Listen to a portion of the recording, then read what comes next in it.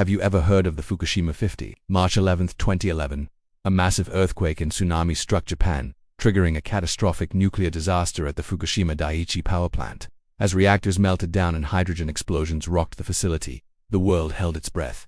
The situation was spiraling out of control, threatening a disaster far worse than Chernobyl. In the midst of this chaos, a group of brave workers stayed behind, risking their lives to prevent a total meltdown. They became known as the Fukushima 50. But there's one man at the center of this story whose name you might not know: Masao Yoshida, the plant manager.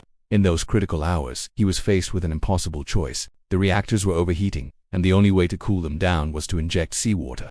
This would ruin the reactors forever, a multi-billion-dollar loss for the Tokyo Electric Power Company, TEPCO. But it was the only hope of preventing a much larger catastrophe that could contaminate a huge part of Japan and force the evacuation of Tokyo. As Yoshida's team began pumping seawater, a frantic call came from TEPCO headquarters. A voice crackled through the phone, an executive screaming, "Stop! Stop injecting seawater immediately." The order was clear. The company was trying to save its assets, even at the risk of a nuclear apocalypse.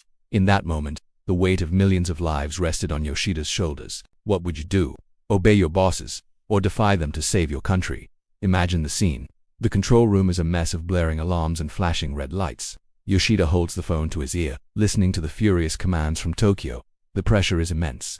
But then, a quiet resolve settles over him. He slowly lowers the receiver, the angry voice from headquarters fading into the background noise of the crisis. Shadow covers half his face, hiding his expression. He turns to his desperate, exhausted team. He looks them in the eyes and says just one word: continue. In that single act of defiance, this quiet, unassuming manager became a true hero. He chose humanity over profit, rebellion over obedience. It was a decision that likely saved Japan. If you are moved by this story of quiet rebellion and want to learn more about the incredible bravery of the Fukushima 50 and their commander Masao Yoshida, check out the full documentary on our channel. You'll find more stories of courage in the face of impossible odds.